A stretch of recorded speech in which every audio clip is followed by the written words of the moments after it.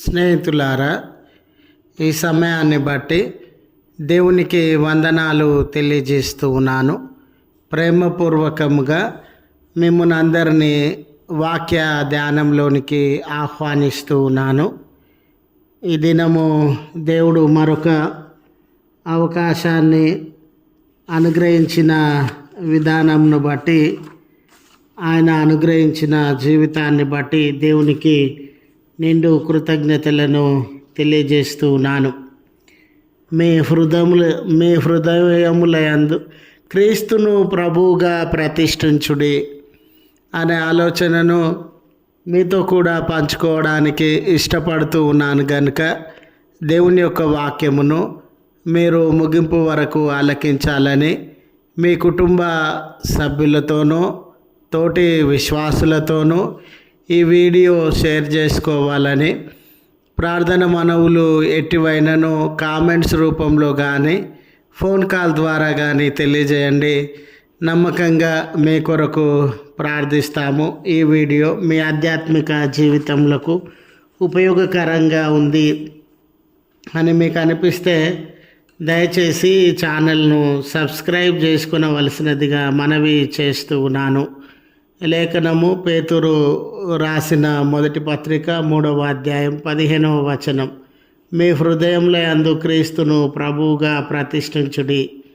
స్నేహితులారా, మన అందరం కూడా మనలో ఒక్కొక్కరము మన హృదయంలో యందు ఒక్కొక్క విషయానికి ప్రాధాన్యత ఇచ్చే వారంగా ఉంటాం.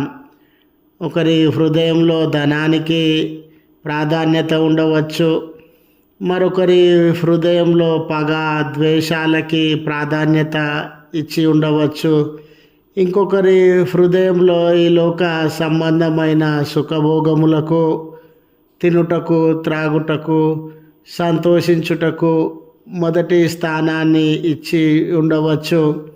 మరికొంతమంది పదవులని, రాజకీయాలని, గుంపులని, గ్రూపిజాలని వీటికి స్థానాన్ని ఇచ్చినటువంటి వారుగా ఉండవచ్చు. అయితే లేఖనము సెలవిస్తూ ఉన్న మాట ఏమిటంటే, నీ హృదయంలో ఉన్నదానిని బట్టి నీ నోరు మాటలాడుతూ ఉంది. అంటే మన హృదయంలో ఏది నింపబడి ఉందో it reflects in our life. మన హృదయంలో మంచి నింపబడి ఉంటే మన జీవితాలలో మంచిని ఆలోచించేటటువంటి వారంగా, జరిగించేటటువంటి వారంగా, ఆచరించేటటువంటి వారంగా ఉంటాం. మన హృదయంలో చెడు, చీకటి, మత్తు, లోక సంబంధమైన ఈర్ష, ద్వేషములు నింపబడితే ప్రతిరోజు కూడా వాటినే ప్రదర్శిస్తూ మన మాటలో అవి కనబడతాయి, మన ఆలోచనలో అవి కనబడతాయి, మన క్రియలలో అవి కనబడేటటువంటివిగా ఉంటవి. కనుక మన హృదయము దేనితో నింపబడిందో మన జీవితము అనేది ఆ రీతిగా ఉంటుంది. మంచితో నింపబడినప్పుడు మంచిదిగా, చెడుతో నింపబడినప్పుడు చెడు జీవితంగా ఉంటూ ఉన్నది. ఈ సందర్భంలో స్నేహితులారా, ఈరోజు నీ హృదయము దేనితో నింపబడింది? నా హృదయము దేనితో నింపబడింది? నీ హృదయంలో దేనికి ప్రాధాన్యతను ఇచ్చేవాడవుగా ఉన్నావు? నా హృదయంలో దేనికి ప్రాధాన్యత ఇచ్చేవాడనుగా ఉన్నాను అనేది చాలా ప్రాముఖ్యమైనటువంటి విషయం. మరి పేతురు గారు ప్రభువు మాటగా, వాక్యంగా ఆయన మనకిస్తూ ఉన్న సలహా, సందేశము ఏమిటంటే, మీ హృదయములలో క్రీస్తును ప్రభువుగా ప్రతిష్ఠించండి. ప్రభువు అనే మాటను మనం అర్థం చేసుకున్నట్లయితే, లేఖనములను అనుసరించి ప్రభువు అనే మాటకి ఒక అధికారిగా మనం అర్థం చేసుకోవచ్చు, రాజుగా మనము అర్థము చేసుకోవచ్చు. ఆయన మనలను నడిపించేటటువంటి వాడని, ఆయన మీద మనము ఆధారపడేటటువంటి వారమని, ఆయనకి ఉన్నతమైన అధికారము ఉండినదని, ఆయనను మించినటువంటి వారు ఎవ్వరూ లేరని ఈ మాట ద్వారా మనము అర్థము చేసుకోవచ్చు. గనుక ఈరోజు నీ హృదయంలో, నా హృదయంలో, మనందరి హృదయాలలో యేసు ప్రభుల వారిని ప్రభువుగా మనము ప్రతిష్ఠించాల్సినటువంటి అవసరత ఉండింది. ప్రభువుగా మనం ప్రతిష్ఠించినప్పుడు ఆయన అధికారానికి, ఆయన చిత్తానికి, ఆయన మాటకు, ఆయన ఆలోచనకు లోబడి మనము జీవించేటటువంటి వారంగా ఉంటాం. లోకాన్ని ప్రతిష్ఠించుకున్నప్పుడు హృదయంలో, పాపాన్ని ప్రతిష్ఠించుకున్నప్పుడు హృదయంలో, లోక సంబంధమైన పాప సంబంధమైన విషయములను హృదయంలో ప్రతిష్ఠించుకున్నప్పుడు వాటిని అనుసరించి వాటికి సంబంధించినటువంటి క్రియలను జరిగించుచు ఏ రీతిగానైతే జీవించేటటువంటి వారంగా ఉంటామో, క్రీస్తును కూడా మనము ప్రభువుగా ప్రతిష్ఠించుకున్నప్పుడు, ఎప్పుడైతే మన హృదయాలలో ఈ లోకమును కాదని, పాపమును కాదని, ధనమును కాదని, రాజకీయాలను కాదని, తినుడు త్రాగుడు మత్తు సంబంధమైన విషయములను కాదని, సుఖ భోగములను కాదని, రాజకీయములను కాదని, మన హృదయంలో ప్రభువును, క్రీస్తును ప్రభువుగా ప్రతిష్ఠించుకున్నట్లయితే ప్రభువు మాటల చొప్పున, ఆయన ఆలోచన చొప్పున, ఆయన క్రియల చొప్పున, ఆయన యొక్క ఉద్దేశముల చొప్పున ఈ లోకంలో మనము ప్రవర్తించేటటువంటి వారంగా ఉంటాం. కనుక ఆయన ఉద్దేశములను మనం ప్రవర్తించుచు, ఆయన యొక్క చిత్తాన్ని అనుసరించుచు ఈ లోకంలో జీవించాలి అన్న గొప్ప సదుద్దేశంతో ఈ సలహా మనకు ఇవ్వబడుతూ ఉన్నట్లుగా మనము అర్థము చేసుకోవాలి.